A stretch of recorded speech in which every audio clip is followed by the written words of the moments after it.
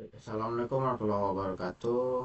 Perkenalkan, nama saya Fauzan Nusadi Chandra dengan NPM 233510211 dari kelas 6B mata kuliah Praktikum Pemrograman Mobile.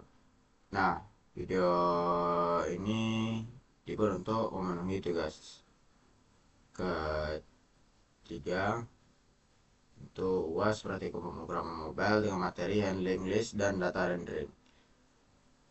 Nah, pada tugas ini mahasiswa diminta membuat aplikasi sistem jadwal kuliah menggunakan React Native Expo. Nah, aplikasi harus menggunakan data statis atau hardcore, kemudian menampilkan data tersebut menggunakan tiga teknik. Yang pertama itu rendering list, yaitu map, face list, dan section list dalam satu proyek. Nah, selain itu, tugas ini juga dikumpulkan dalam bentuk link repository GitHub. Nah, pertama saya akan menjelaskan terlebih dahulu file proyek yang saya gunakan. Nah, proyek ini saya namain dengan nama tugas 2, jadwal kuliah, kan nama MPM, nama dan MPM saya sendiri. Nah, di sini berisi seluruh source code aplikasi React Native Expo yang sudah siap dijalankan. Nah, di dalamnya terdapat beberapa file folder utama. File yang paling penting itu adalah package.json, karena file ini berisi konfigurasi proyek dan daftar dependensi yang dibutuhkan untuk menjalankan aplikasi. Kemudian terdapat folder RSG. Nah, folder ini berisi kode utama aplikasi seperti data statis, komponen tampilan, dan halaman aplikasi. Nah, dalam proyek ini juga terdapat file readme.md. Nah, file readme ini gunakan sebagai dokumentasi proyek. Isinya menjelaskan nama aplikasi, identitas mahasiswa, fitur aplikasi, teknologi yang digunakan, serta cara menjalankan proyek ini. Nah, file ini bertujuan saat proyek diunggah ke GitHub, orang lain bisa membaca petunjuk penggunaan aplikasi dari README tersebut. Nah, selanjutnya data aplikasi disimpan secara statis atau hardcore di dalam file data, yang artinya aplikasi ini tidak menggunakan database atau API dari internet. Nah, semua data mata kuliah, data pertemuan, data jadwal mingguan langsung ditulis di dalam project. Nah, hal ini sesuai dengan ketentuan tugas, yaitu seluruh data aplikasi harus bersumber dari array statis. Nah, setelah proyek dibuka di Visual Studio Code, seperti saya buka ini. Nah, langkah pertama membuka aplikasi. Kemudian kita jalankan perintah.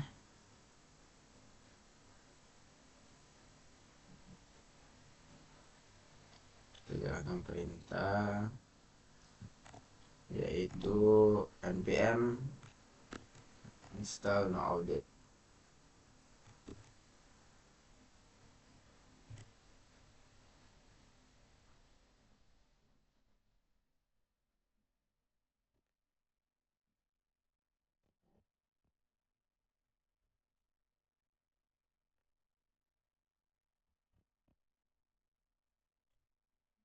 Oke. Nah, perintah ini digunakan untuk menginstal seluruh dependensi yang dibutuhkan oleh aplikasi. Setelah proses instalasi selesai, saya menjalankan perintah lagi, yaitu npx export start minc.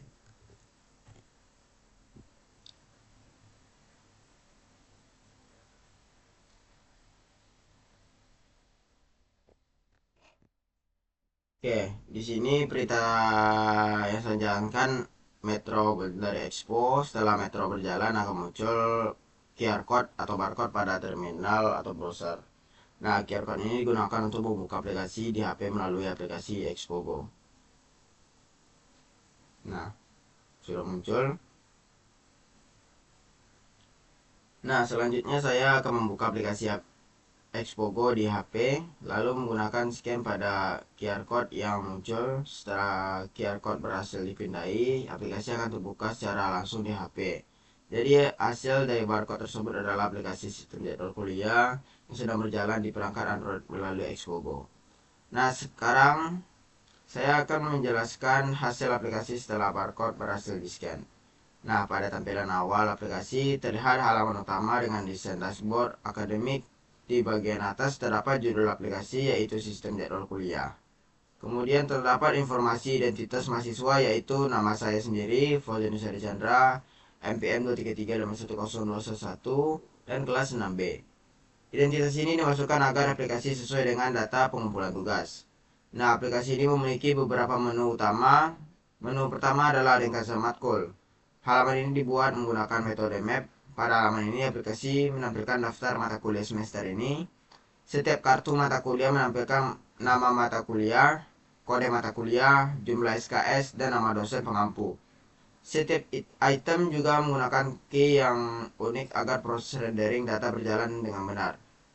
Pada halaman ringkasan matkul, saya juga menambahkan fitur detail mata kuliah. Ketika salah satu kartu mata kuliah ditekan, akan muncul modal detail. Model ini menampilkan informasi tambahan seperti nama mata kuliah, kode jumlah SKS, dosen, ruangan jadwal, serta deskripsi singkat. Nah, fitur ini membuat aplikasi menjadi lebih interaktif dan tidak hanya menampilkan daftar biasa. Nah, menu kedua adalah daftar pertemuan. Halaman ini dibuat menggunakan komponen flatlist. Di halaman ini aplikasi menampilkan daftar seluruh pertemuan dari berbagai mata kuliah seperti item pertemuan berisi nama mata kuliah, pertemuan keberapa, topik pertemuan, dan tanggal pertemuan. Pada implementasi flatlist ini saya menggunakan 4 prompt wajib. Yang pertama adalah key extractor yang digunakan untuk memberikan key unik pada setiap data pertemuan. Nah, kedua adalah item separate or komponen yang digunakan sebagai pemisah visual antar item. Ketiga adalah list header komponen yang digunakan untuk menampilkan header atau informasi bagian atas daftar. Nah, keempat itu ada list empty komponen yang digunakan untuk menampilkan pesan apabila data tidak ditemukan. Untuk membuktikan bahwa list empty komponen bekerja, saya mencoba mengetik kata pencarian yang tidak ada di data. Setelah itu daftar menjadi kosong dan aplikasi menampilkan pesan bahwa tidak ditemukan. Ini menunjukkan bahwa fitur empty stats berhasil berjalan. Pada halaman daftar pertemuan ini juga terdapat fitur pencarian dan filter. Dengan fitur pencarian, pengguna bisa mencari topik atau mata kuliah tertentu, sedangkan fitur filter digunakan untuk menampilkan pertemuan berdasarkan mata kuliah tertentu. Fitur ini membuat aplikasi lebih nyaman digunakan, terutama jika jumlah data pertemuan semakin banyak. Menu ketiga ada jadwal mingguan. Nah, halaman ini dibuat menggunakan section list. Pada halaman ini, jadwal kuliah dikelompokkan berdasarkan hari. Misalnya terdapat bagian dari hari Senin, Selasa, Rabu, dan seterusnya. Setiap bagian memiliki header hari yang tampil berbeda secara visual dari item biasa. Setiap item jadwal menampilkan nama mata kuliah, ruangan, dan jam mulai sampai jam selesai. Dengan penggunaan session list, data jadwal menjadi lebih terstruktur karena langsung dikelompokkan berdasarkan hari. Ini sesuai dengan ketentuan tugas yang meminta jadwal kuliah ditampilkan per hari. Nah, saya juga menambahkan fitur filter hari pada halaman jadwal. Dengan fitur ini, pengguna dapat memilih hari tertentu untuk melihat jadwal pada hari tersebut saja. Nah, jika ingin melihat semua jadwal, pengguna bisa mengembalikan filter ke semua hari.